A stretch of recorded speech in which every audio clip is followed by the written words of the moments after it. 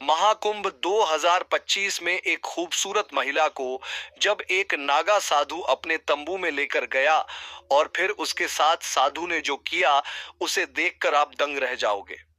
आपके पैरों के नीचे से जमीन खिसक जाएगी। दर्शक बंधुओं, यह महाकुंभ की सच्ची घटना को जाने उससे पहले आप सभी से निवेदन है कि वीडियो को एक लाइक और चैनल को सब्सक्राइब जरूर करें और कमेंट बॉक्स में हर हर महादेव जरूर लिखें और इस घटना को पूरा सुनें, क्योंकि आधा अधूरा ज्ञान विष के बराबर होता है और यह महाकुंभ में घटी घटना है। इसलिए इस घटना को पूरा सुनने मात्र से सारे पाप जड़ जाते हैं और जीवन में कभी कोई कष्ट नहीं आता है। तो दोस्तों, चलिए इस सच्ची घटना को जानते हैं। गंगा के पवित्र तट पर महाकुंभ का विशाल मेला लगा था। हर तरफ साधु संतों की टोलियां, अखाड़ों के झंडे, मंत्रों का उच्चारण और श्रद्धालुओं की भीड़ उमड़ रही थी। भोर का समय था, जब आकाश में हल्की लाली फैलने लगी थी और ठंडी हवा में धूप का स्पर्श महसूस हो रहा था। दूर दूर से आए हुए लोग स्नान के लिए गंगा की ओर बढ़ रहे थे, मानो इस अमृत पर्व में एक डुबकी उनके सारे पाप धो देगी और जीवन का नया अध्याय आरंभ होगा। इन्हीं श्रद्धालुओं की भीड़ में सरिता भी थी। उसकी आंखों में गहरी भक्ति थी, लेकिन मन में एक ऐसा दर्द छिपा था जिसे वह वर्षों से अपने भीतर दबाए हुए थी। उसने एक हल्के गुलाबी रंग की साड़ी पहन रखी थी, माथे पर सिंदूर की लाली थी और हाथों में पूजा की थाली। लेकिन अगर कोई ध्यान से देखता तो उसके चेहरे पर एक अजीब सी उदासी और निराशा के भाव देख सकता था। सरिता का जन्म एक संपन्न परिवार में हुआ था। उसके पिता बड़े व्यापारी थे और उसे कभी किसी चीज की कमी नहीं हुई। शिक्षा, संस्कार, धन, सब कुछ था उसके पास। लेकिन विवाह के बाद उसकी दुनिया धीरे धीरे बदल गई थी। पति आनंद एक अच्छे इंसान थे, लेकिन परिवार के दबाव और समाज की कड़वी सच्चाइयों के आगे उनका प्रेम भी कमजोर पड़ने लगा था। शादी के शुरुआती कुछ साल बेहद सुखद थे। आनंद और सरिता ने साथ में कई सपने देखे थे।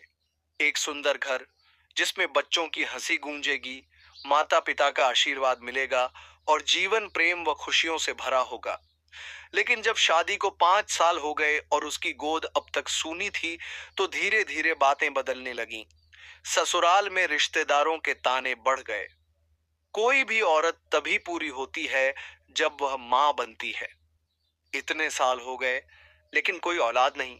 आखिर दिक्कत क्या है? कहीं ग्रह नक्षत्र खराब तो नहीं, या फिर कोई पाप? शुरुआत में आनंद इन बातों का विरोध करते थे, लेकिन जैसे जैसे समय बीतता गया, उनका व्यवहार भी बदलने लगा। वे अब पहले की तरह सरिता का साथ नहीं देते थे। जहां पहले प्यार और सहानुभूति थी, वहां अब खामोशी और उपेक्षा थी। घर में भी माहौल बदल गया था। कभी कभी उसकी सास सीधा ताना दे देती, अगर तुम्हें मां बनना ही नहीं था तो हमारे घर क्यों आई? इन सब ने सरिता को अंदर से तोड़ दिया था। उसने कई डॉक्टरों को दिखाया, कई मंदिरों में माथा टेका, व्रत रखे, पूजा पाठ किए, लेकिन कुछ नहीं बदला। धीरे धीरे उसका आत्मविश्वास भी कमजोर पड़ने लगा। फिर किसी ने उसे बताया कि महाकुंभ में मां गंगा की कृपा से असंभव भी संभव हो जाता है। उसे यह भी पता चला कि यहाँ साधु संतों की एक विशेष साधना होती है, जिसमें वे विशेष आशीर्वाद देते हैं, और कई महिलाएं जो संतानहीन थीं, उनकी गोद भर गई। यही आशा लेकर वह इस महाकुंभ में आई थी। शायद मां गंगा के पावन जल में डुबकी लगाने से उसका भाग्य बदल जाए। शायद किसी सिद्ध संत का आशीर्वाद मिल जाए। भीड़ बहुत थी, लेकिन वह धीरे धीरे गंगा की ओर बढ़ रही थी। उसके मन में एक ही संकल्प था, अगर आज मेरी प्रार्थना सच्चे मन से स्वीकार हो गई, तो मैं अपने जीवन को फिर से संवार लूंगी। वह जैसे ही गंगा की ठंडी धार में प्रवेश करने लगी, उसे अजीब सा महसूस हो रहा था। सरिता ने गंगा के पवित्र जल में डुबकी लगाई और फिर सरिता वापस लौट रही थी। तब गंगा की लहरों से भीगा हुआ तन और मन में शत शत भावनाएं। जब सरिता घाट से लौट रही थी, उसके भीतर अजीब सी बेचैनी थी।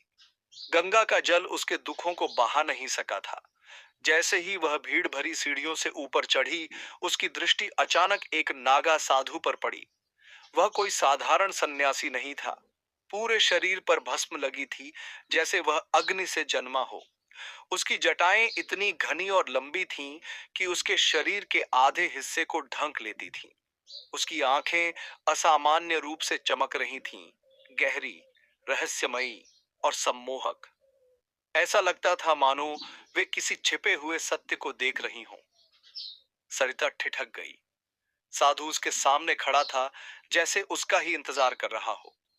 कुछ क्षणों तक मौन रहा, फिर धीमे स्वर में बोला, बेटी, तू परेशान है। तेरा दर्द मैं जानता हूं। सरिता का हृदय एक पल को कांप उठा। यह कौन था? इसे कैसे पता चला कि वह दुखी है? क्या यह कोई संयोग था या वास्तव में इस व्यक्ति में कोई अलौकिक शक्ति थी? उसने धीरे से हाथ जोड़ते हुए कहा, बाबा, आप सच कह रहे हैं। मैं बहुत दुखी हूं। मेरी कोई संतान नहीं है। ससुराल में मेरा कोई मान नहीं। पति भी मुझसे दूर होते जा रहे हैं। मुझे नहीं समझ आ रहा कि मैं क्या करूं। साधु कुछ पल के लिए चुप रहा, फिर उसने अपनी आंखें बंद कर लीं। ऐसा लगा जैसे वह किसी और लोक से संवाद कर रहा हो। फिर उसने आंखें खोली और बोले, तेरी समस्या का हल है, परंतु यह राह कठिन है। क्या तू हर परीक्षा के लिए तैयार है? सरिता की आंखों में एक चमक आ गई। बाबा, मैं किसी भी परीक्षा के लिए तैयार हूं, बस मेरा जीवन सफल हो जाए। साधु मुस्कुराया, लेकिन उसकी मुस्कान में एक अजीब सी गंभीरता थी। उसने इशारे से सरिता को अपने पीछे आने के लिए कहा। साधु का तंबू घाट के थोड़ा पीछे घने वृक्षों के बीच था। यह कोई साधारण तंबू नहीं था। जैसे ही सरिता उसके भीतर प्रवेश की, एक रहस्यमय रोशनी चारों ओर फैल गई। भीतर का वातावरण दिव्य था। चारों ओर दुर्लभ तांत्रिक चिन्ह बने हुए थे और मध्य में एक विशाल हवन कुंड जल रहा था। उसकी लपटें नीली और सुनहरी थीं, जैसे किसी गूढ़ ऊर्जा से बनी हो। साधु ने एक तरफ पड़े मृग चर्म को बिछाया और कहा, बैठ जा, आंखें बंद कर ले और जो मैं कहूं वही कर। सरिता धड़कते दिल से बैठ गई। जब उसने आंखें बंद की, तभी साधु ने एक माला उठाई और मंत्रोच्चार करने लगा। एयूएम ह्रीं क्लीं नमः। मंत्रों की गूंज से तंबू के अंदर की ऊर्जा बदलने लगी। सरिता को ऐसा लगा जैसे वह धीरे धीरे किसी और ही लोक में प्रवेश कर रही हो। उसके चारों ओर घना जंगल था। हवा में एक दिव्य सुगंध थी। वह किसी और ही दुनिया में थी। एक ऐसी दुनिया जहां सिर्फ ऊर्जा थी, भावनाएं थीं, लेकिन कोई रूप नहीं था। तभी साधु की आवाज आई, सरिता, अब अपने मन में उस पुत्र का चित्र बना जो तुझे चाहिए। सरिता ने मन में एक सुंदर तेजस्वी बालक की कल्पना की। तभी साधु ने एक पात्र में विशेष भभूति तैयार की। उसमें दुर्लभ जड़ी बूटियां थीं, जिनकी सुगंध अद्भुत थी। साधु ने भभूति सरिता को देते हुए कहा, इसे नहाने के बाद अपने माथे पर लगाना और हर रात इस मंत्र का जाप करना।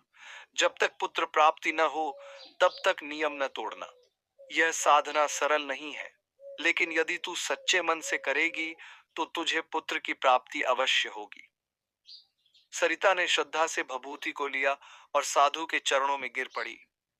उसकी आंखों से आंसू झरने लगे। साधु ने आशीर्वाद देते हुए कहा, जा, तेरा कष्ट समाप्त होने वाला है। पर याद रख, यह केवल एक संतान पाने की प्रक्रिया नहीं है, यह एक आध्यात्मिक यात्रा भी है। इस राह में अनेक परीक्षाएं आएंगी, पर तुझे अडिग रहना होगा। सरिता ने सिर झुका दिया। अब वह अपनी नियति को स्वीकार कर चुकी थी। उसे नहीं पता था कि आगे क्या होगा, लेकिन इतना निश्चित था कि उसका जीवन अब पहले जैसा नहीं रहेगा। साधु के आशीर्वाद और गूढ़ विधि को प्राप्त करने के बाद सरिता का मन एक विचित्र संतोष से भर गया था।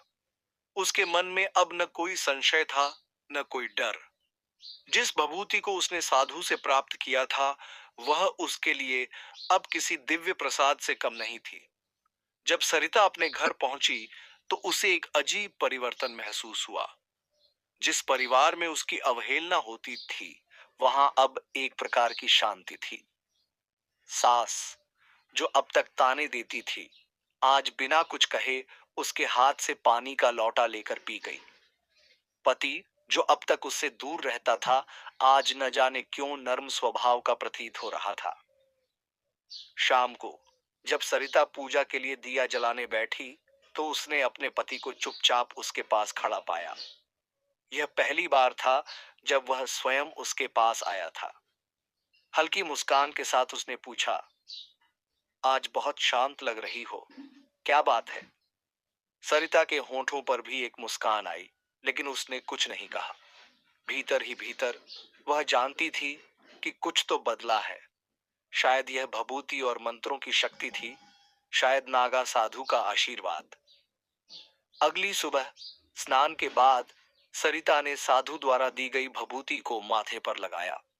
मंत्र का जाप करने बैठी तो ऐसा प्रतीत हुआ जैसे पूरे कमरे में एक अलग ऊर्जा प्रवाहित हो रही हो। मंत्रों की ध्वनि उसके भीतर एक कंपन उत्पन्न कर रही थी। रोज सुबह और रात को वह इसी विधि का पालन करती। धीरे धीरे उसने महसूस किया कि उसके भीतर एक नई शक्ति जागृत हो रही है। मन अब पहले जैसा नहीं रहा था। अब वह पहले की तरह चिंता में नहीं घिरती। उसे हर चीज में एक सकारात्मक ऊर्जा का अनुभव होता। कुछ ही महीनों में उसके शरीर में बदलाव आने लगे। वह पहले से अधिक ऊर्जावान महसूस करने लगी। एक दिन जब वह मंदिर में दीपक जला रही थी, अचानक चक्कर आ गया। उसे संभालने के लिए सास और देवरानी दौड़ पड़ी। डॉक्टर के पास जाने पर पुष्टि हुई, वह मां बनने वाली थी। यह सुनते ही पूरे घर में उत्सव का माहौल बन गया। जो रिश्तेदार उसे कभी बांझ कहकर ताने मारते थे, वही अब मिठाइयां बांट रहे थे। सास, जो हमेशा उसके अस्तित्व से असंतुष्ट रहती थी, अब दिन रात उसकी देखभाल में लगी थी। पति, जो कभी उससे कटा कटा रहता था, अब हर छोटी छोटी बात का ध्यान रखने लगा। सरिता मन ही मन जानती थी कि यह किसी साधारण औषधि का प्रभाव नहीं था। यह साधु के आशीर्वाद और उसकी श्रद्धा का परिणाम था। गर्भावस्था के दौरान सरिता ने साधु द्वारा दी गई साधना को जारी रखा। जब भी उसे किसी तरह की परेशानी होती, वह बस मंत्रों का जाप करती और भभूति का प्रयोग करती। हर बार उसे राहत मिलती। 9 महीने पूरे होते ही प्रसव का समय आ गया। जब प्रसव पीड़ा शुरू हुई तो वह असहनीय थी। लेकिन जैसे ही उसे नागा साधु का स्मरण आया, उसे लगा जैसे कोई अदृश्य शक्ति उसका हाथ पकड़कर उसकी पीड़ा को कम कर रही हो। आखिरकार एक सुंदर पुत्र का जन्म हुआ। घर में खुशियों का सैलाब आ गया। चारों ओर मंगल गीत गाए जाने लगे। रिश्तेदारों के चेहरे खिल उठे। लेकिन सबसे अधिक संतोष सरिता को था।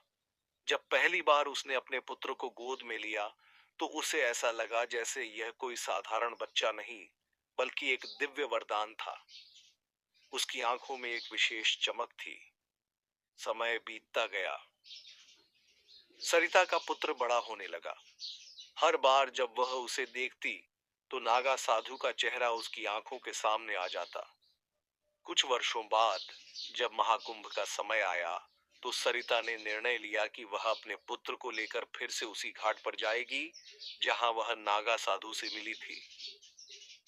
उसने अपने पति से कहा, मैं अपने पुत्र को उस साधु का आशीर्वाद दिलाना चाहती हूँ जिनकी कृपा से यह हमारे जीवन में आया है। पति ने पहले संकोच किया, लेकिन सरिता के दृढ़ संकल्प को देखकर सहमत हो गया। सरिता अपने पुत्र को लेकर उसी घाट पर पहुंची। वहां हर तरफ साधु संतों की भीड़ थी। हर कोई अपने अपने ढंग से साधना में लीन था। लेकिन सरिता की आंखें उसी नागा साधु को खोज रही थीं, परंतु वह कहीं नहीं था। उसने कई लोगों से पूछा, पर कोई भी उसे पहचानने वाला नहीं मिला। अंततः एक वृद्ध साधु उसके पास आए और बोले, बेटी, ये वही नागा बाबा हैं जो हर कुंभ में केवल एक जरूरतमंद को आशीर्वाद देकर अंतर ध्यान हो जाते हैं। उनका कोई स्थायी स्थान नहीं, वे चमत्कारी हैं। सरिता ने श्रद्धा से गंगा के जल में हाथ डाला और अपने पुत्र के माथे पर लगाया। उसकी आंखों में कृतज्ञता के आंसू थे। उसने मन ही मन कहा, बाबा, मैं जानती हूं कि आप कहीं ना कहीं हैं। आपने मुझे जीवन का सबसे बड़ा उपहार दिया है। मैं सदा आपकी ऋणी रहूंगी। महाकुंभ केवल एक मेला नहीं था। यह आध्यात्मिकता, चमत्कार और विश्वास की भूमि थी। सरिता की कहानी इस बात का प्रमाण थी कि यदि श्रद्धा सच्ची हो तो ब्रह्मांड भी आपकी पुकार सुनता है। कुछ रहस्य तर्क से परे होते हैं, लेकिन जो श्रद्धा से जुड़े होते हैं वे इन्हें महसूस कर सकते हैं। और इस प्रकार सरिता की यात्रा केवल मातृत्व की यात्रा नहीं थी, यह एक आध्यात्मिक जागरण था, जहां उसने जाना कि सच्ची श्रद्धा से हर असंभव चीज संभव बनाई जा सकती है। कहानी से हमें क्या सीख मिलती है? नंबर एक, श्रद्धा और विश्वास की शक्ति। सरिता की कहानी यह दर्शाती है कि जब इंसान पूरी निष्ठा और विश्वास के साथ किसी उद्देश्य की पूर्ति के लिए प्रयास करता है तो उसे दिव्य शक्ति का सहारा मिल सकता है। नागा साधु का मिलना और उनकी दी हुई विधि का पालन करना यह दर्शाता है कि ईश्वर केवल उन्हें राह दिखाते हैं जो सच्चे मन से उनकी शरण में आते हैं।